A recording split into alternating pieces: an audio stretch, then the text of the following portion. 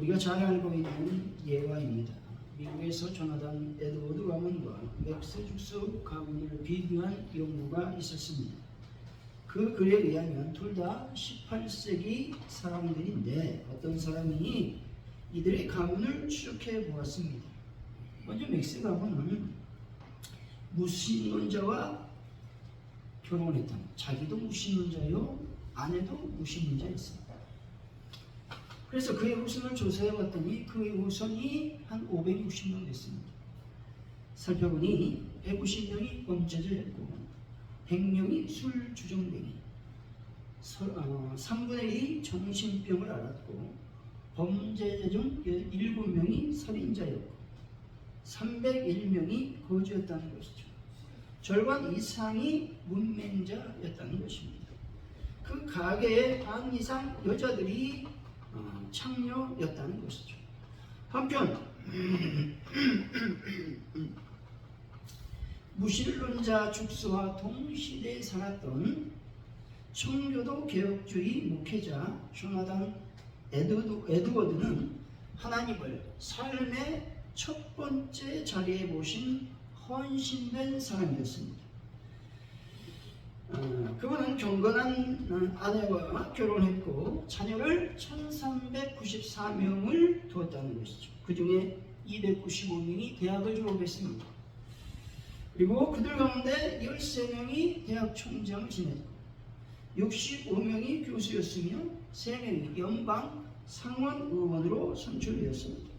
3명은 주지사였고 30명은 판사였으며 102명은 변호사였고 56명은 의사, 75명은 군대의 장교가 되었습니다.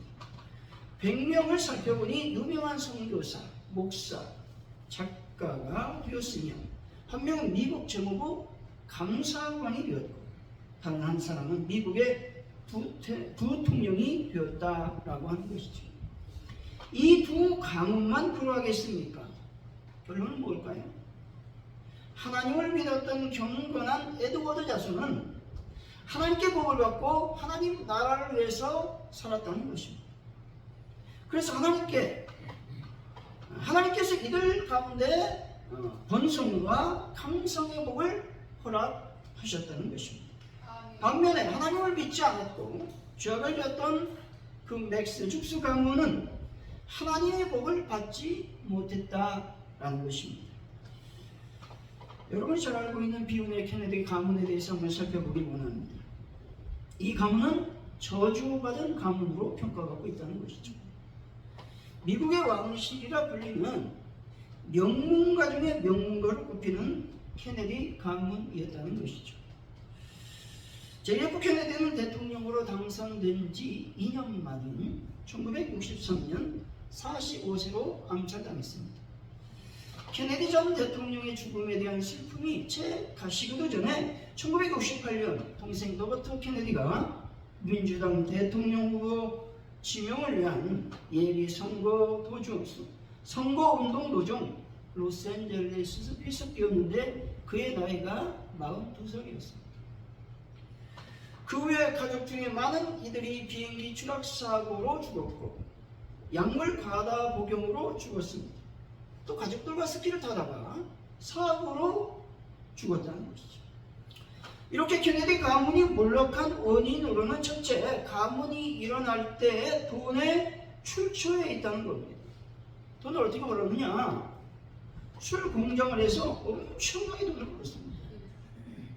술 때문에 많은 가정이 어려움을 당하고 깨지고 눈물을 흘렸다는 것입니다. 둘째로 이들 가족은 회심하지 않았다는 것이죠. 케네디는 천주교인입니다. 미국 대통령 대부분이 개신교 신자들이었는데 2명만 천주교입니다. 케네디와 바이든이죠. 그런데 케네디가 대통령 취임을 하고 제일 먼저 미국 학교에 내린 명령이 무엇이었을까요? 그 당시까지 미국의 학교에는 10계명이 걸려 있었습니다. 그 10계명을 철거했습니다. 두 번째로 무슨 일을 했느냐? 특별히 이제 학교에서 수업하기 전에 선생님이 기도했어요. 근데 그때 기도를 폐지시켰어요. 1960년대 미국은요, 기독교 정신으로 투철한 민족이었습니다. 또 이것을 기점으로 하여 미국의 학교뿐만 아니라 전역의 반기독교 세력이 확정이 되었다는 것이죠. 하나님을 반대하고 하나님을 대적하며 말씀만에 거하지 않는 사람은 반드시 하나님께서 징계하신다는 것입니다. 사랑하는 성도 여러분, 예수님을 잘 믿으시고 섬김으로 복받는 가문이 되시기를 예수 이름으로 간절히 축원드립니다. 오늘 말씀은 드디어 다윗이 온 이스라엘의 왕이 되었다는 것이죠. 이스라엘의 모든 지파는 헤브론에 모여서 다윗에게 기름을 붓고 온 이스라엘의 왕으로 삼게 됩니다. 꼭 이스라엘은 다윗을 온 이스라엘 왕으로 삼는 이유에 대해서 첫째로 다윗이 자신들과 한 고륙이라는 것입니다. 둘째로 사울 왕이었을 때에도 자기들을 거느리고 전쟁에 출전한 자는 다윗이었다고 말하고 있는 것입니다. 셋째로 하나님께서 다윗으로 이스라엘의 주권자를 삼겠다고 말씀하신 사실을 듣고 당연한 것으로 여겼다는 것입니다. 왕으로 즉위된 뒤 다윗은 여보스 사람에게서 예루살렘 성을 빼앗아 다윗 성으로 칭하고 수도를 예루살렘으로 이전을 했다는 것이죠. 다윗은 이 모든 것이 하나님께서 하신 일로 알았다 말하고 있는 것입니다. 오늘 말씀을 통해 축복받을 가문이라는 제목으로 축복받을 가문은 과연 어떤 삶을 살아가야 되는지 하나님의 은혜를 나누도록 하겠습니다.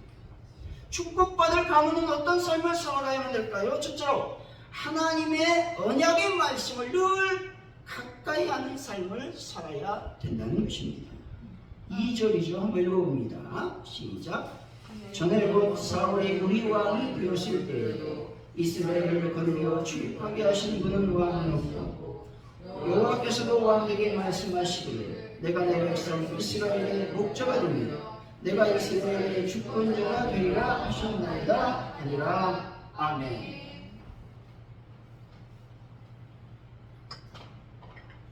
여기서 이스라엘을 거느려 출입했다라는 말은 다윗의 군사 통솔력을 의미하고 있습니다.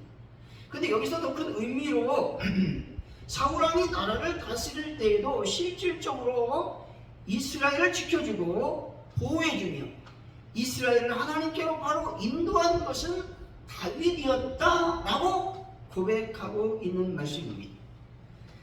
하나님께서 이스라엘의 목자가 되며 이스라엘의 주권자가 되리라고 약속하셨다는 것입니다. 사무엘하 3장 10절의 말씀이죠. 그 맹세는 곧 이 나라를 사울의 집에서 다윗에게 옮겨서 그의 왕위를 단에서부터 부엘세바까지 이스라엘과 유다에 세우리라 하신 것이니라 하며 말씀합니다. 여기서 맹세는 하나님께서 다윗에게 맹세하신 것을 말씀하고 있죠. 맹세의 내용은 무엇입니까? 이스라엘을 사울의 집에서 다윗에게 옮겨 단에서부터 부엘세바까지 통치하게 하신다라는 것입니다.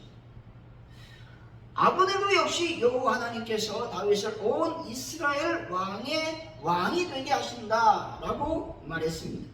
아브넬과 이스라엘이 다윗이 왕이 되어야 한다는 하나님의 언약의 말씀을 기억하고 있었다는 것이죠.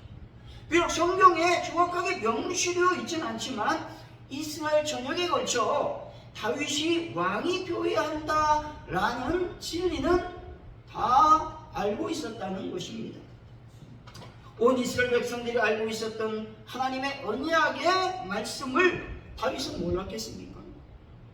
다윗 역시 알고 있었다는 것이죠. 이 언약의 말씀을 기억하며 다윗은 그 어려움을 견디고 이겨냈다는 것입니다. 다윗이 이스라엘 왕으로 첫 번째 기름 부음을 받았을 때의 나이가 보통 한 15살 정도 되었다라고 추측합니다. 왜냐하면 다윗은 아버지의 화목제사 때에 참석하지 못한 것으로 보면 알 수 있다는 겁니다. 다시 말해서 이 보통 화목제사를 참석한 나이가 20살 이상부터 참석할 수 있는 자격이 되었다라고 신학자들은 말하고 있습니다. 아마도 BC 1025년경 약 15살에 처음으로 기름 부음을 받았을 것으로 추측하고 있습니다. 그리고 헤브론에서 유다의 왕으로 된 BC 1010년경에 약 30세 때의 왕이 되었죠. 다윗이 BC 1003년경 약 38세 때에 온 이스라엘 왕으로 기름 부음을 받았다는 것이죠. 다윗은 3차례에 걸쳐 왕으로 기름 부음을 받았다라고 하는 것이죠. 근데 헤브론에서 처음 왕이 되기 전에 거의 15년 동안 다윗은 누구로부터? 사울 왕으로부터 극심한 고난을 겪어야 했다라는 것입니다. 이 부분은 설명을 안 드려도 여러분이 잘 아는 부분이라 생각이 듭니다. 하나님의 말씀을 사랑하는 것은 곧 하나님을 사랑하는 것이다 말씀하는 것이죠. 시편 119편 127절입니다. 내가 주의 계명 금 곧 정금보다 더 사랑하나이다 말씀합니다. 우리가 귀하게 여기는 것보다 더 귀하게 여겨야 되는 것은 뭐다? 하나님의 말씀을 사랑하는 것이다 라는 것입니다. 여러분 하나님의 말씀을 사랑하시기 바랍니다. 하나님의 말씀을 가까이 하는 분들이 되시기 바랍니다. 왜냐하면 하나님의 말씀은 저희를 하나님의 사람으로 변화시키는 능력이 있기 때문에 그렇습니다. 하나님의 말씀은 우리를 그냥 하늘나라로 인도하는 안내서이기 때문에 그렇습니다. 하나님의 말씀은 하나님께서 세상에 주는 하나님의 복된 축복의 안내서이기 때문에 그렇다는 것이죠. 프랑스 작가 빅토르 위고가 이런 말을 했습니다. 영국엔 2가지 책이 있습니다. 하나는 영국이 만든 셰익스피어의 책입니다. 또 하나는 영국을 만든 성경입니다 라고 말했다는 것이죠. 영국 사람들이 얼마나 하나님의 말씀을 귀하게 여겼는지 알 수 있는 대목이라고 하는 것이죠. 여러분들도 하나님의 말씀을 귀하게 여기는 분들이 되시기 바랍니다. 사도행전 17장 27절의 말씀이죠. 이는 사랑으로 꼭 하나님을 더듬어 찾아 발견하게 하려 함이로되 그는 우리 각 사람에게서 멀리 계시지 아니하도다. 아멘. 여기서 그는 하나님을 말씀하죠. 하나님께서는 멀리 계시지 않고 우리 가까이 계심을 여러분들이 믿으시기 바랍니다. 성경은 인생의 원래의 책이고 인생을 깨우치는 책인 것입니다. 성경은 영원한 생명의 책이고 인생을 성숙하게 만드는 책인 것입니다. 성경은 하나님의 신비한 능력을 깨닫게 하므로 강성하게 하는 책이라고 하는 것이죠. 이 비밀을 깨달은 한 성도는 이렇게 노래했습니다. 필요할 때 성경은 나의 침상이 되고 어려울 때 성경은 나의 불빛이 되네. 주일 때 성경은 나의 만나가 되고 두려울 때 성경은 나의 무기가 되었네. 일할 때 성경은 나의 연장이 되었고 찬미할 때 성경은 나의 악기가 되었네. 무지할 때 성경은 나의 교실이 되었고 헛발 디뎌 빠질 때 성경은 나의 반석이 되네. 위기 때의 성경은 나의 보호자가 되었고 세상 떠날 때 성경은 나의 천국 시민권과 상속권이 되리라. 하나님의 말씀이야말로 여러분 인생의 길라잡이일 뿐만 아니라 여러분들을 강성하게 만들고 여러분들의 후손에게 복을 받게 할 지침서인 것입니다. 사랑하는 성도 여러분, 세상으로 눈을 돌리지 마시고 여러분 가까이 계신 하나님의 말씀을 늘 곁에 두어 평생 강성한 복을 받는 분들이 되시기를 예수 이름으로 간절히 축원드립니다. 두 번째, 축복받을 가문은 어떤 삶을 살아야 되겠습니까? 하나님과 동행하는 삶을 살아야 된다고 말씀하고 있습니다. 10절이죠. 한번 읽어봅니다. 시작. 만군의 하나님 여호와께서 함께 계시니 다윗이 점점 강성하여 가니라. 아멘. 여러분, 점점 강성하여 가는 가문이 되시기를 바랍니다. 다윗이 3번에 걸쳐서 기름 부음을 받았죠. 그러면서 온 이스라엘의 진정한 왕으로 등극되었습니다. 사울의 집과 다윗의 집 사이에 싸움이 있어 왔다는 것이죠. 사무엘하 3장 1절이죠. 사울의 집과 다윗의 집 사이에 전쟁이 오래매 다윗은 점점 강성하여 가고 사울의 집은 점점 약하여 가니라 말씀합니다. 두 집안의 싸움이 길어지면서 그 결과가 확연하게 드러나고 있다는 것이죠. 다시 말해서 다윗의 집은 점점 강성하여 가는 반면에 사울의 집은 점점 약하여져 갔다 말씀하고 있습니다. 두 가문의 차이점이 무엇일까요? 바로 하나님과 동행했느냐 하는 것입니다. 우리 신앙생활의 핵심은 무엇입니까? 하나님과 함께 하느냐에 있다라는 것입니다. 6절 한번 읽어보죠. 시작. 왕과 그의 부하들이 예루살렘으로 가서 그 땅 주민 여호수 사람을 치려하니 그 사람들이 다윗에게 이르되 내가 결코 이리로 들어오지 못하리라. 맹인과 다리 저는 자라도 너를 물리치리라 하니 그들 생각에는 다윗이 이리로 들어오지 못하리라 하미나. 아멘. 예루살렘의 성은 가나안 중심부에 위치한 촌의 요새였다는 것이죠. 다시 말해서 예루살렘은 사해의 북쪽으로 28km 지점, 다시 말해서 유대야 산맥 언저리 780m 정도의 위치에 있었습니다. 지형적으로는 촌의 요새죠. 동쪽으로는 기드론 골짜기가 있어요. 절벽이라는 거죠. 그리고 남쪽에는 흰놈 골짜기가 있습니다. 그 위쪽으로 솟아 언덕 위에 이 예루살렘이 위치해 있었다는 것이죠. 산악 지역이 가진 장점을 살려 예루살렘은 외부 침입을 쉽게 막을 수 있는 성체를 중심으로 도시가 되어 형성이 되었다는 것이죠. 때문에 예루살렘을 정복한다는 것은 거의 불가능에 가까웠다는 것이죠. 예루살렘, 특별히 이스라엘이 가나안을 정복한 지 300년이 지났음에도 불구하고 하나님께서 모세에게 멸하라고 지시하신 가나안 7족속 중 여부수 족속이 차지하여 살고 있었던 것이 예루살렘 성이었다는 것이죠. 정복 당시는 이스라엘이 예루살렘 성을 차지하고 있었는데 언제? 사사시대 혼란을 틈타서 여부수 족속이 다시 빼앗아서 다윗 시대까지 차지하고 있었어요. 몇 년 동안? 그 기간이 300년 동안이라고 하는 것입니다.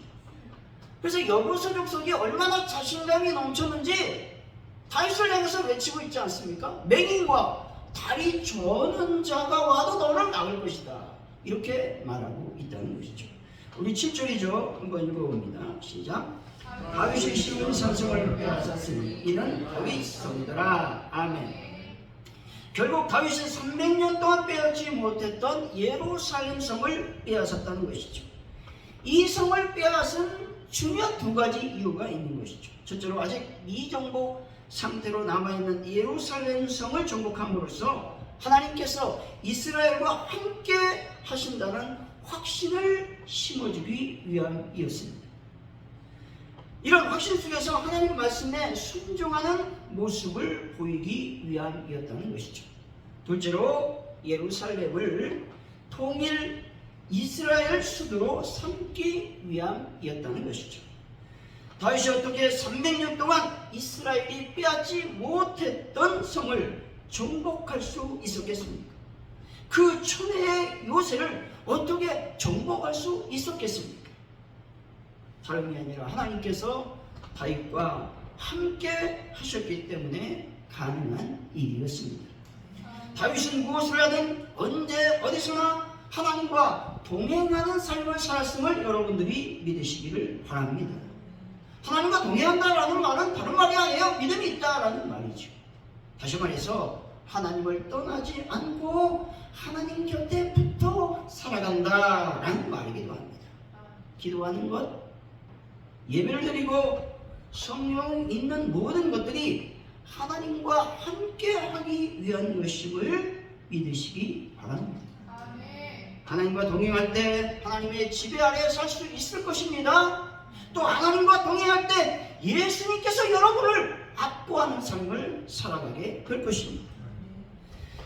하나님과 동행할 때 하나님과 가까이 가까워지고 무뎌진 심령을 주께로 돌이킬 수 있으며 여러분의 삶은 새롭게 변화될 것입니다. 하나님과 함께 해야 모든 문제가 풀리고 하나님의 뜻이 무엇인지 발견할 수 있게 되는 것이죠. 사랑하는 성도 여러분, 하나님과 동행하는 삶을 살아 축복받는 가문을 만드시기를 예수 이름으로 간절히 축원드립니다. 셋째로 축복받을 가문은 어떤 삶을 살아가야만 되겠습니까? 이미 받은 은혜에 감사하는 삶을 살아야 되는 것입니다. 우리 12절이죠. 한번 읽어봅니다. 시작. 다윗이 여호와께서 자기를 세우사 삼으신 것과 그의 백성 이스라엘을 위하여 그 나라를 높이신 것을 알았더라. 아멘. 다윗은요, 예루살렘 정복한 것을 자기의 공으로 돌리지 않았습니다. 그리고 두로왕이 이 건축자의 목수 이 사람들을 보내서 이 다윗의 집을 지어줬지 않습니까? 이것도 역시 하나님의 은혜로 알았다 말하고 있는 것입니다. 이 모든 일들이 자기가 잘나서 된 일이 아니고 하나님께서 자신과 그의 나라를 높여주셨다라는 사실을 깨달았다라는 것입니다. 감사라는 표현은 없지만 다윗은 하나님께서 자신에게 베풀어 주신 은혜를 늘 기억하며 감사했다는 것입니다. 시편 143편 5절 6절이죠. 내가 옛날을 기억하고 주의 모든 행하신 것을 읊조리며 주의 손이 행한 일을 생각하고 주를 향하여 손을 펴고 내 영혼이 마른 땅같이 주를 사모하나이다. 셀라. 아멘. 다윗은 옛날을 기억하고 주의 모든 행하신 이 일에 대해서 감사로 나갔다는 것입니다. 주의 손이 행한 이 일을 생각하고 주를 향하여 손을 폈다는 것이죠. 주를 향하여 손을 폈다라는 말은 무엇입니까? 하나님께 감사했다라는 말씀이죠. 인간은 망각의 동물입니다. 인간은 지난 좋은 일들을 쉽게 잊어버리는 습성을 갖고 있다는 것이죠. 특히 하나님께서 주신 은혜나 이웃에게 도움을 받은 일들은 쉽게 잊어버립니다. 인간은 은혜를 쉽게 잊고 감사할 줄 모르는 존재라는 것이죠.